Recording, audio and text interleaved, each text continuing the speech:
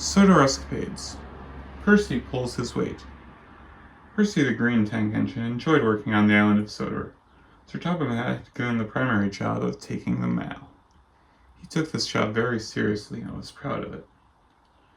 Occasionally, his best friend Thomas would help him, if there was more mail to deliver than usual. Percy had also been working at Farquhar Quarry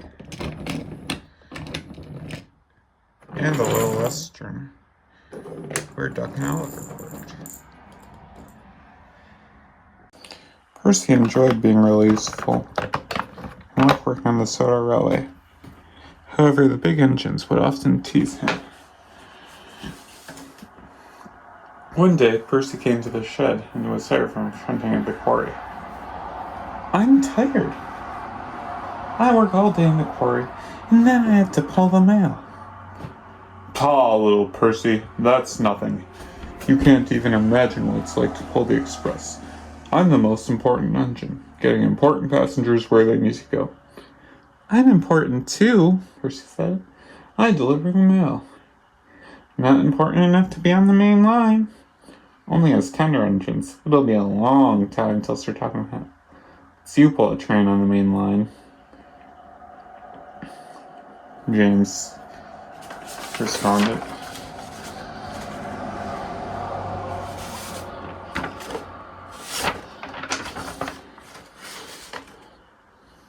The bigger engines paid Percy no mind. However, Edward was kind. "Don't listen to them, Percy," he said. "You know those two always are like this, always boasting about how they can pull the express or big passenger trains on the main line. Don't listen to them. I still think you are very useful." Percy smiled. Edward's words cheered him up. "Thank you, Edward." The next day, Percy was with Edward in the yard. It was easy. They were shunting together. Percy enjoyed the change of pace, and Edward enjoyed the company in the yard as well.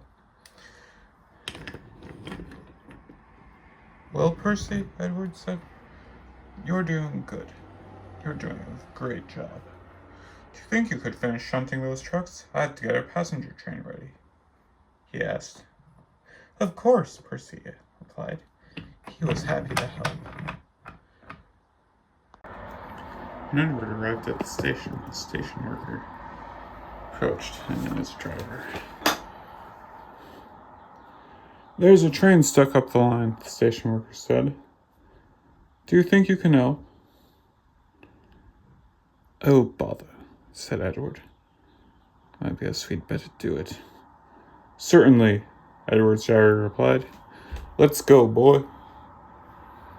So Edward went on his way, and Percy stayed at the yard. Percy had finished his shunting work in the yard and was waiting for Edward to return. However, Edward didn't return for a while, and there was no engine that had arrived at the station to pick up the coaches that Edward had shunted. Passengers were getting impatient, and the station master was very cross and confused. Percy chucked over to the platform. The station master noticed him. "I guess you'll have to do," he said to himself. "Do you think you can take these coaches?" he asked Percy. Percy thought for a minute. "I can do it. Yes, I can," he said. "Good." The station master was pleased.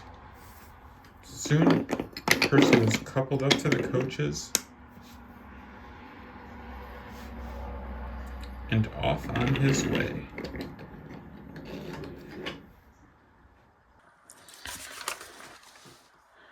Percy enjoyed this trip on the main line. It went off without a hitch. He was glad to get his wheels moving. He enjoyed the scenery, and being on the main line made him feel important too.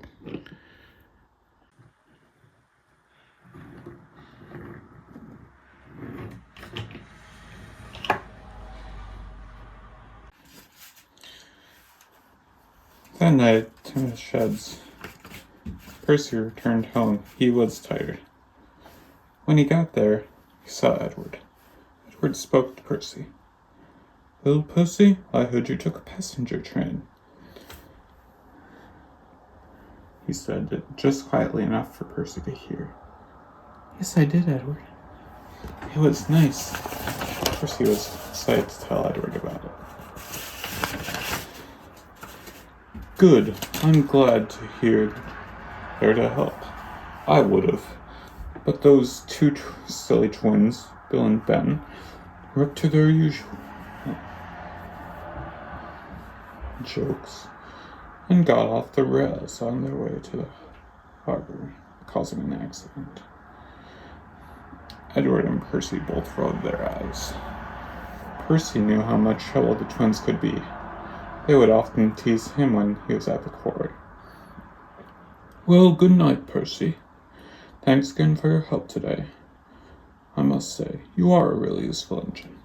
I'll see you in the morning." "Good night, Edward," Percy smiled, and the two engines quickly fell asleep. The end.